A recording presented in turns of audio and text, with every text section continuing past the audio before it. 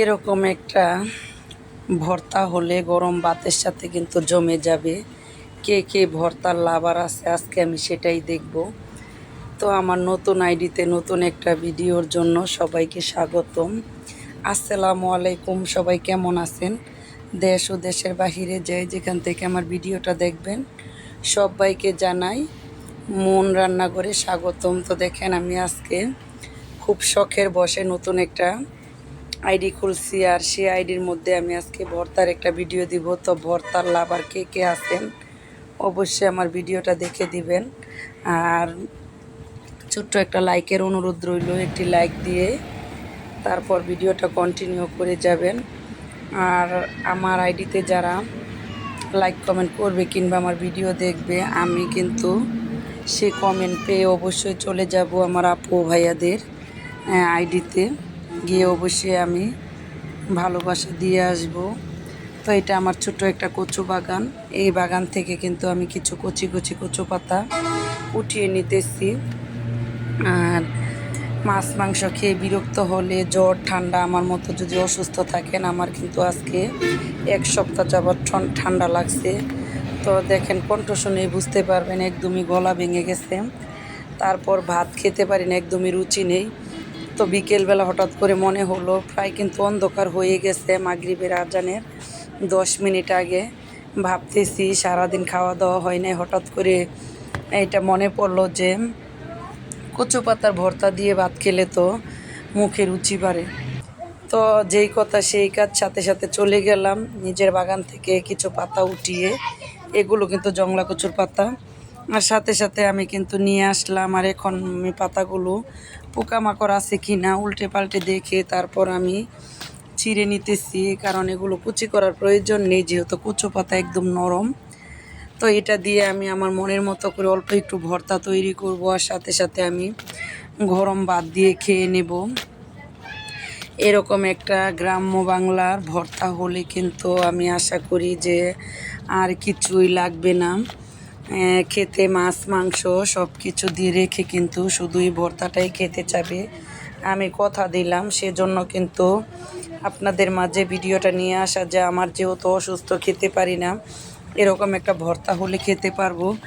তাহলে আমি আমার আপু ভাইয়াদের জন্য আমি এই ভর্তাটা নিয়ে আসি, সেজন্য কিন্তু আমি ভিডিওটা করে নিয়েছি। আর দেখেন এখন আমি ডুবো পানিতে ভালো করে পাতাগুলো ধুয়ে নিতেছি। আর অফ ক্যামেরায় কিন্তু আমি 2 থেকে 3 বার পানি পাল্টিয়ে ধুয়ে নিছি। আর এটা দেখানোর জন্য জাস্ট একবার ধুয়ে নিলাম। তো আমার ধোয়াগুলো কিন্তু হয়ে গেছে। এখন ভর্তাটা তৈরি করার জন্য নিলাম রসুনের কোয়া, শুকনো মরিচ, প্রয়োজন মতো আর একটু ঝাল ঝাল করে বানাবো, পেঁয়াজ কুচিও নিলাম, ধনিয়া পাতা আর এক টুকরো লেবুর রস। কারণ যেহেতু এখন বর্ষা সিজন, তাই কিন্তু অনেক কচু পাতা কিন্তু গলায় ধরার সম্ভাবনা থাকে। আর আমার এটা অনেক রোদ্রের মধ্যে, তারপরও আমি নিয়ে নিলাম।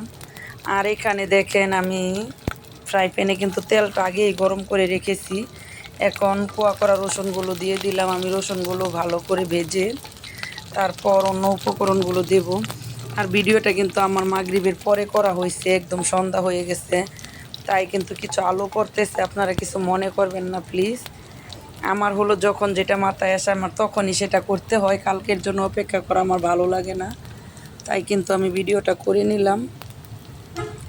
আর এখানে দেখেন খুব সুন্দর করে আমি রসুনগুলো কিন্তু ভাজতে দিয়ে দিলাম। আমার রসুন কিন্তু প্রায় ভাজা হয়ে গেছে। আর এখন আমি দিয়ে দিলাম কিন্তু শুকনো মরিচ। তো শুকনো মরিচগুলো আমি ভালো করে ভেজে নিব। তো আমার ভাজা কিন্তু হয়ে গেছে, এখন কিন্তু আমি দিয়ে দিব। তো শুকনো মরিচগুলো কিন্তু আমার ভাজা হয়ে গেছে, এখন কিন্তু আমি রসুনগুলো সাইড করে কচু পাতাগুলো দিয়ে দেবো। আর এটা সিদ্ধ করার জন্য কিন্তু পানি কিছুই লাগবে না, এই তেলের মধ্যে জাস্ট আমি 2 মিনিট ভেজে নিলে এটা একদম নরম হয়ে আসবে, যেহেতু পাতাগুলো একদমই কচি। তো আমি কিন্তু পাতাগুলো উল্টে পাল্টে তারপর অফ ক্যামেরায় রসুনগুলো নামিয়ে নেব। তো দেখেন বেশি সময় লাগবে না, সর্বোচ্চ 2 মিনিটের মধ্যেই কিন্তু আমার ভাজাটা হয়ে যাবে। আর এখানে কিন্তু আমি লেবুর রসটা যে বলেছিলাম দিয়ে দেব, বাকি পাতাগুলো কিন্তু এখন দিয়ে দিতেছি। লেবুর রসটা আপনারাও ব্যবহার করবেন, তাহলে কিন্তু ভর্তাটা আর গলায় ধরার ভয় থাকবে না। আর আমি ওদিকে কচু পাতাটা সিদ্ধ হতে দিয়ে এদিকে কিন্তু আমি গরম গরম মরিচগুলো ডলে নিতেছি, কারণ পরে পোতায় গেলে কিন্তু এটা ভালো হবে না, সেজন্য। তো মরিচটা ভালো করে ডলে তারপর কিন্তু আমি গরম থাকা অবস্থায় সব একসাথে মিক্স করে নিব হাত দিয়ে চটকে।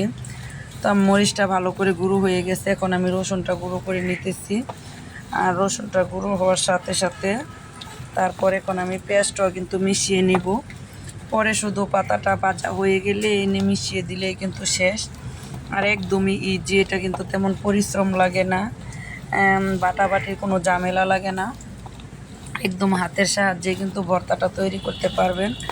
তাই এরকম সহজে অল্প খরচে এত মজাদার একটি রেসিপি কে মিস করতে চাই ভাই? আমি তো কখনোই করব না। আমার ঘরে সবজি না থাকলে কিন্তু প্রায় সময় আমি ভর্তাটা করে থাকি, আমার কাছে খেতে কিন্তু অনেকটা ভালো লাগে। তো দেখেন আমি ওইদিকে কিন্তু মরিচ পেঁয়াজ ঢোলাঢুলি করতে করতে আমার ভাজিটা হয়ে গেছে। পাতাটা মাশাল্লাহ দেখেন খুব সুন্দর করে কিন্তু সিদ্ধ হয়ে গেছে। আমি এটাকে আর ভাজতে যাব না, একদমই নরম হয়ে সিদ্ধ হয়ে গেছে। এখন আমি হালকা একটু কুচিয়ে কিন্তু এটা নামিয়ে ফেলবো। এই যে নামিয়ে ফেললাম। এখন কিন্তু আমি গরম গরম ওই ডলে নিতেছি, অনেকটাই গরম যেহেতু তেল দিয়ে ভাজা। তারপর আমার খিদা লাগছে, আমি খেয়ে নিব, তাই কিন্তু সাথে সাথে করে নিতেছি।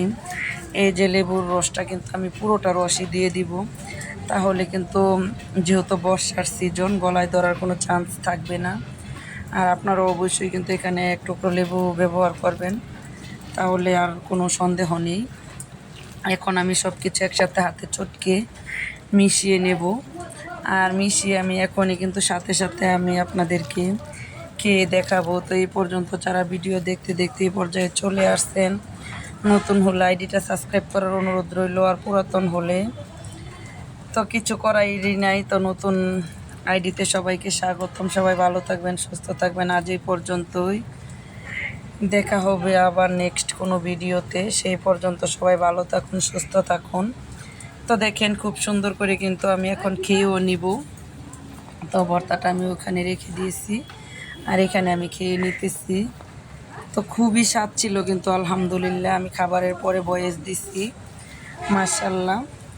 যাদেরই জ্বর ঠান্ডা অসুস্থ থাকবেন অবশ্যই এরকম একটা ভর্তা বানিয়ে খেয়ে দেখবেন, আর আশা করি সবারই ভালো লাগবে।